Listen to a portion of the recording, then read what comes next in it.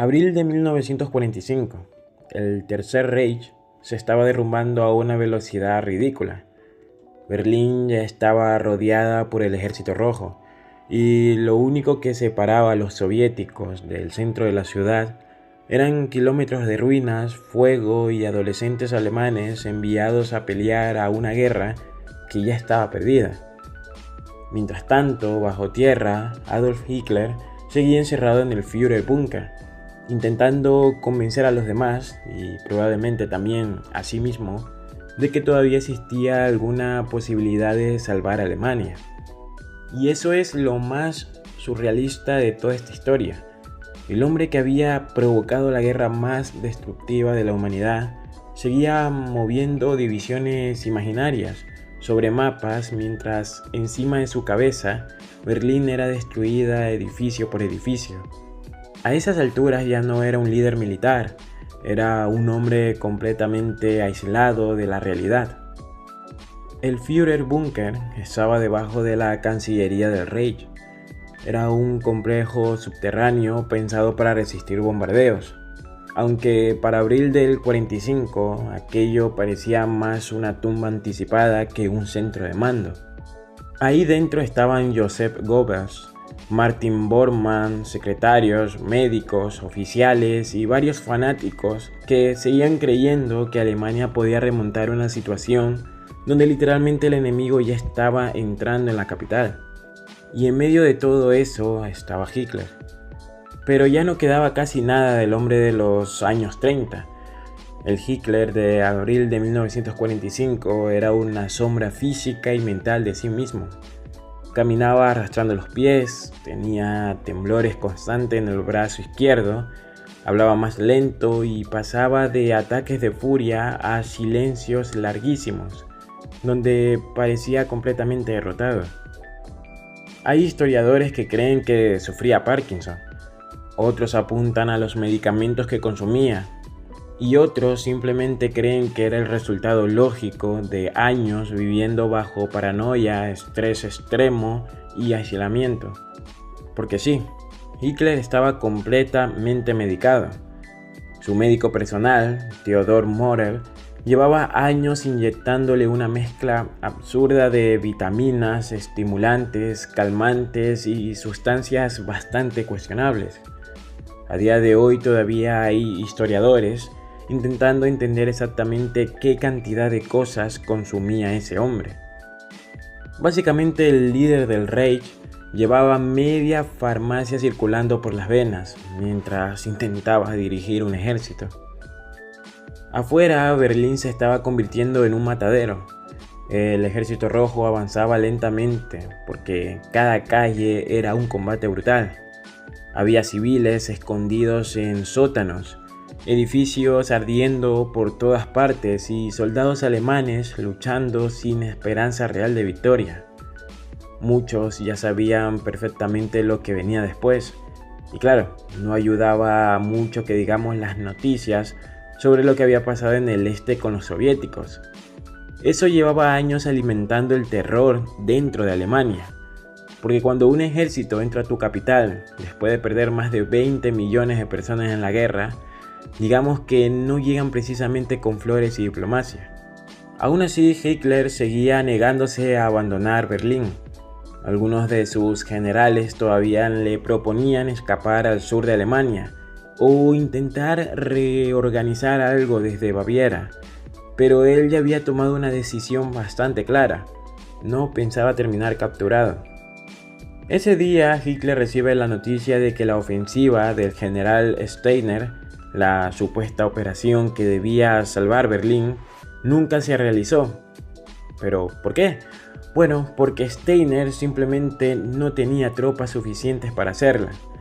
Ahí Hitler explota, pierde completamente el control frente a sus oficiales y admite por primera vez que la guerra está perdida.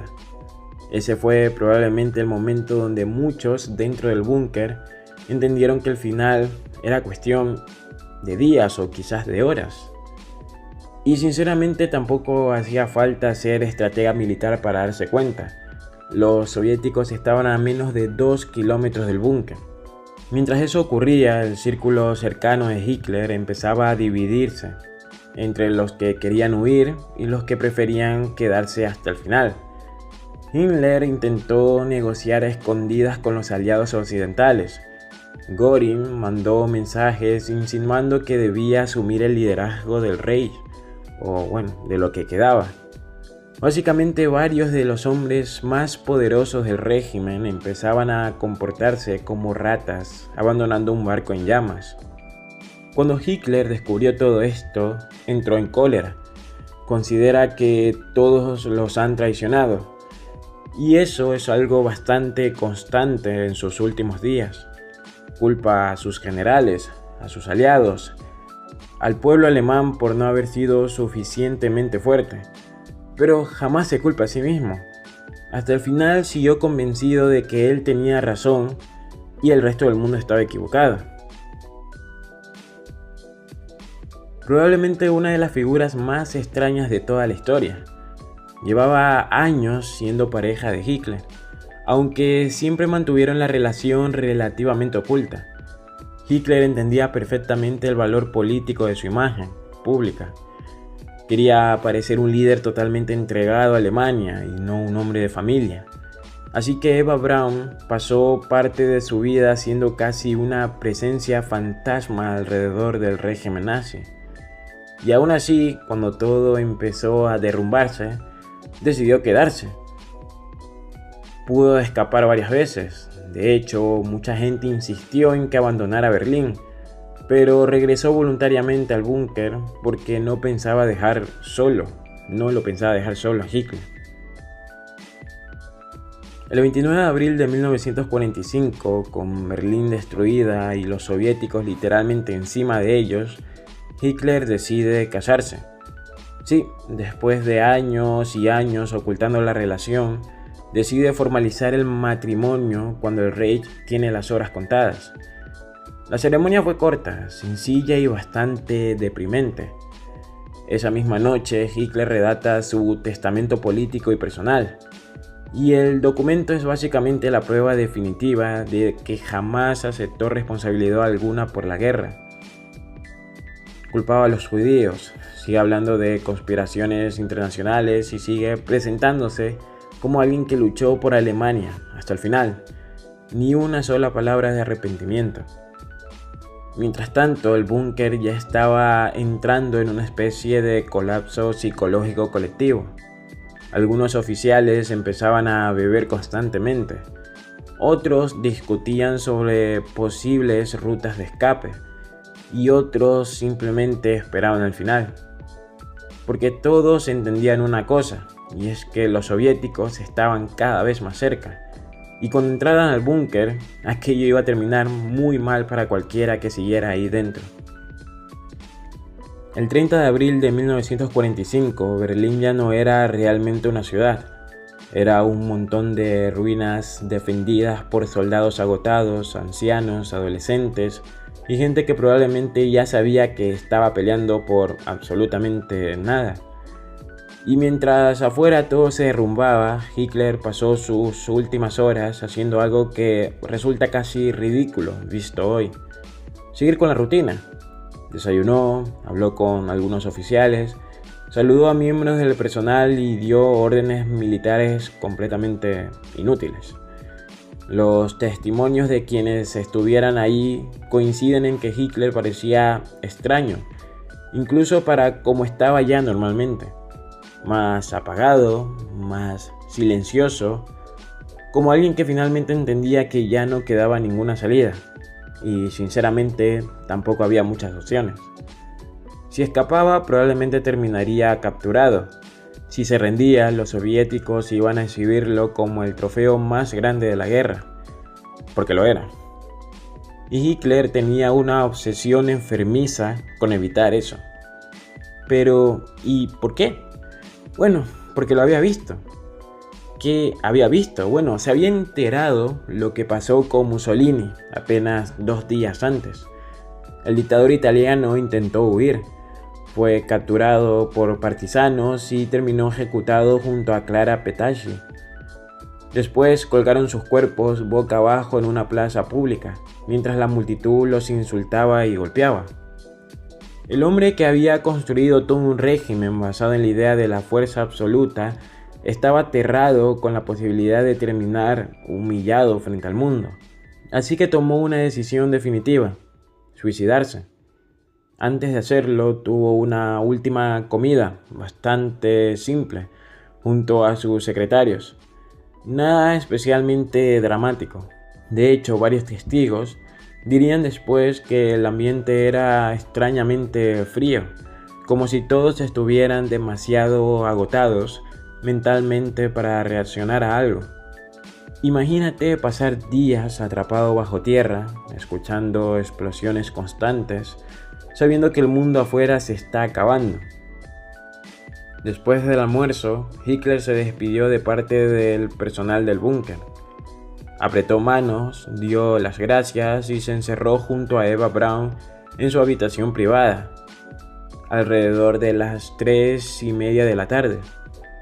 Y aquí empieza uno de los momentos más debatidos de la historia moderna, porque nadie vio directamente el suicidio. Los que estaban afuera escucharon un disparo, esperaron unos segundos y luego entraron. Hitler estaba muerto en el sofá, Eva Braun también. Según la versión más aceptada, Hitler se disparó en la cabeza mientras mordía una cápsula de cianuro, y Eva Braun solo tomó veneno. El olor a almendras amargas llenó la habitación. Fin del Tercer Reich. Aunque claro, con Hitler nunca podía faltar el caos hasta después de su muerte, porque inmediatamente después empezó toda la operación para hacer desaparecer el cuerpo.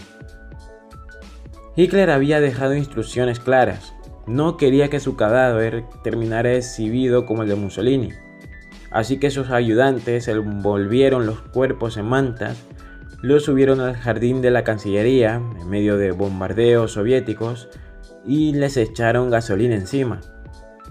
Los cuerpos fueron incendiados mientras varios miembros del búnker hacían el saludo nazi alrededor del fuego. Pero la quema salió mal.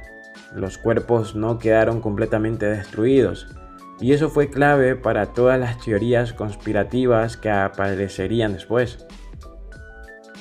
Porque cuando los soviéticos finalmente tomaron la zona, encontraron restos humanos carbonizados, y Stalin decidió convertir todo el asunto en un secreto gigantesco.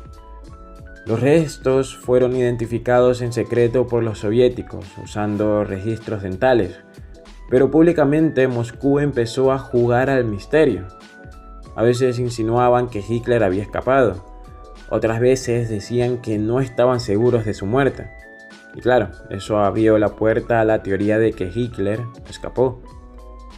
Argentina, Brasil, submarinos nazis, bases secretas en la Antártida, prácticamente medio planeta fue acusado de esconder a Hitler en algún momento. La teoría más famosa es la de Argentina. La idea de que Hitler había escapado en avión, luego en submarino y terminado viviendo tranquilamente en Sudamérica. Y sí, es verdad que muchos nazis escaparon hacia otros lugares después de la guerra. Eso pasó realmente. Eichmann estuvo ahí. Mengele también pasó por Sudamérica, así que la teoría no apareció de la nada. El problema es que no hay pruebas reales de que Hitler sobreviviera. Décadas después, los soviéticos liberaron parte de la información, y las investigaciones modernas terminaron reforzando bastante la versión del suicidio. De hecho, los registros dentales coinciden perfectamente con Hitler. Porque aunque medio mundo fantasee con escapes secretos, cambiar dientes es bastante más complicado que fingir un bigote distinto. Y mientras todo eso pasaba, dentro del búnker el resto de líderes nazis empezaban a decidir cómo morir. Joseph Goebbels protagonizó una de las escenas más aterradoras de todo el final del Reich. Él y su esposa Magda tomaron la decisión de matar a sus 6 hijos antes de suicidarse, porque según ellos no podían imaginar un mundo donde la Alemania nazi no existiera.